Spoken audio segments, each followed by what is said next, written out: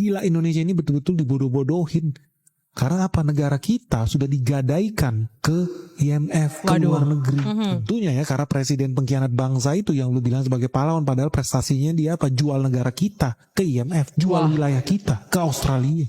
That's the fact, guys. Wajar aja kemudian rupiah menjadi menguat. Kenapa? Wow, dia presiden yang hebat sekali, rupiah menguat sangat drastis di era dia. Iya, supaya apa? Petani kita mati, lebih murah impor barang. Karena rupiah lu jadi lebih powerful. So, buat apa lagi nanam beras? Buat apa lagi nanam kedelai? Buat apa lagi nanam gandum? Impor aja. Rupiah lu udah dibikin menguat. Gila, supaya petani kita mati, guys. Hari ini kita swasembada pangan, apa yang terjadi? Mereka marah-marah.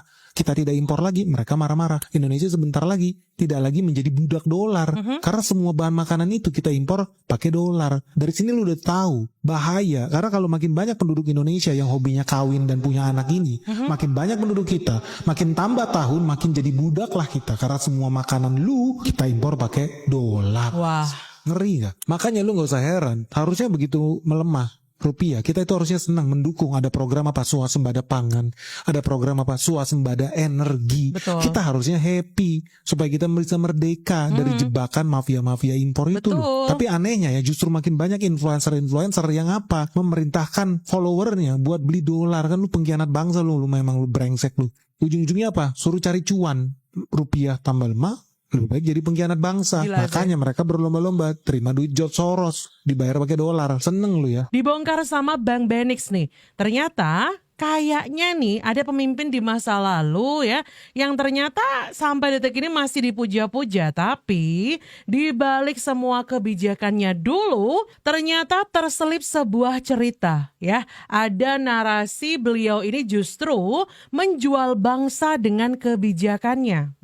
Ya, kita ini jadi terbelenggu sama IMF. Nah loh ya, yang ngasih kita utang, tapi di balik itu semua ada syarat-syarat yang sangat memberatkan. Kita diwajibkan impor, jadi kita nggak bisa tuh ya, petani-petani kita, peternak-peternak kita bebas begitu ya, terbelenggu. Bahkan kalau kata Bang Benix mati guys. Wow. Wah, ternyata di sini kita juga melihat nih teman-teman ya, titik rupiah terkuat dan terlemah setiap presiden.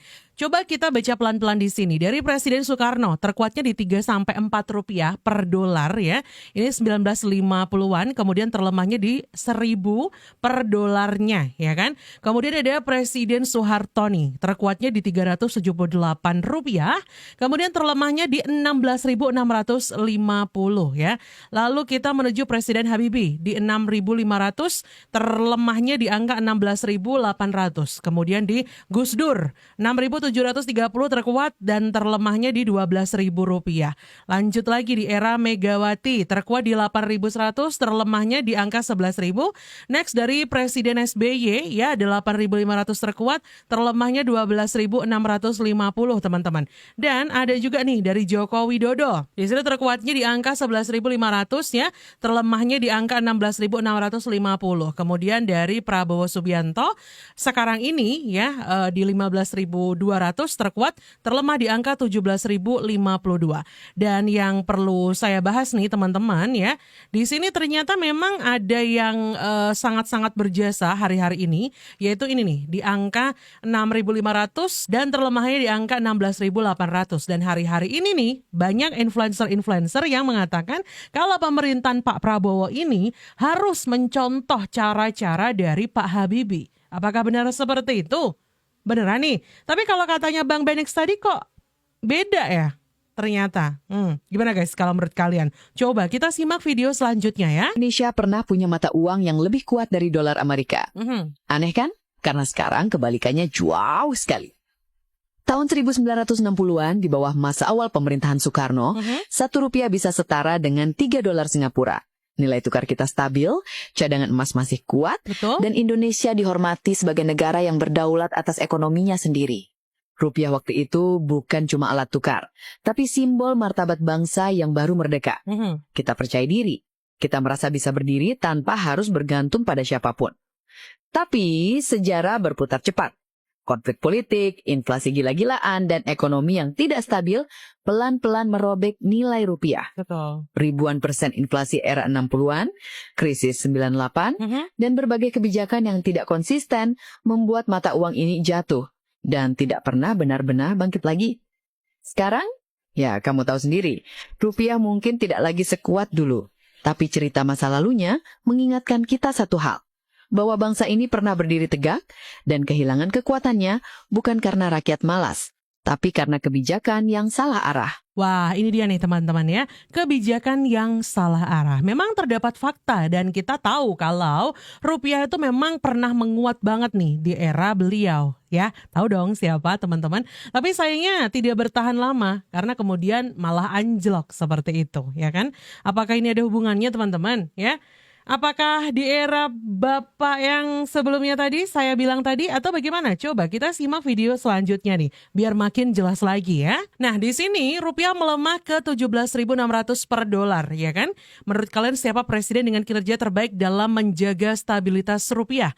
Ternyata nih dari sini kita bisa melihat ya, kalau di era Soekarno ini justru melemah, di era Soeharto ini melemah, kemudian di era B.J. Habibie menguat, dan dari semua presiden sampai sekarang justru melemah. Nah kan, kalau menurut dari Makassar Hits kekinian nih ya, apakah benar nih di era Pak Habibie seperti ini teman-teman menguat ya? Tapi sebentar, kita coba kuak faktanya lebih jauh lagi ya. Ternyata ada rahasia di balik ini semua ya. Kenapa BI jadi independen bang? Claude Desno.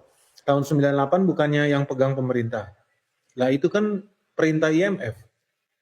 Jadi kalau lu sadar, BI itu jadi independen itu ya ketika IMF masuk bro. Kan?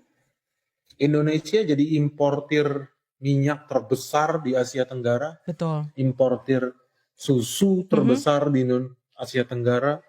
Petani-petani kita banyak yang mati, peternak kita banyak yang mati karena produk impor dibuka besar-besaran ya karena IMF yang minta.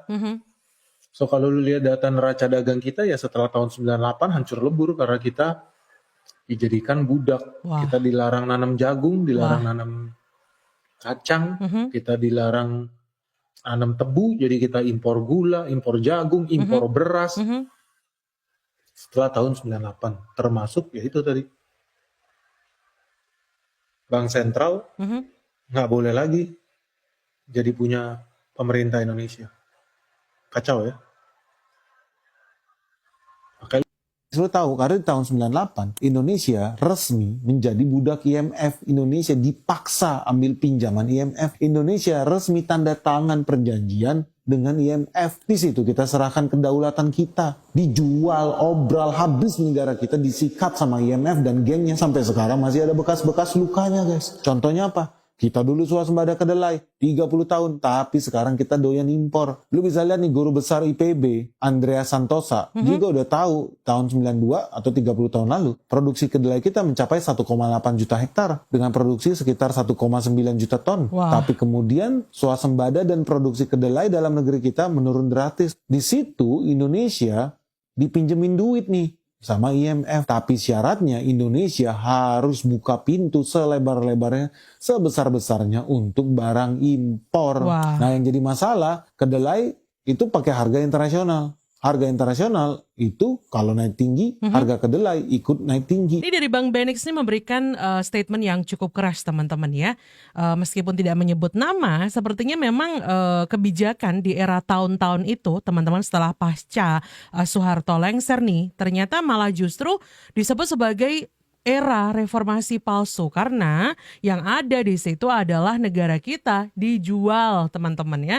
Sepertinya pemimpin kala itu tuh sengaja membuka keran ya kerjasama dengan IMF sehingga IMF itu bisa memberikan utangan ke kita, bantuan lah, bukan bantuan juga sih sebenarnya karena kita utang harus balikin ya kan, 43 miliar dolar teman-teman, dan itu dalam rangka untuk menstabilkan yang namanya rupiah. Tapi nih di balik itu semua ternyata kita nih jadi negara yang demen banget impor. Segala aturan diikut campurin sama IMF teman-teman ya.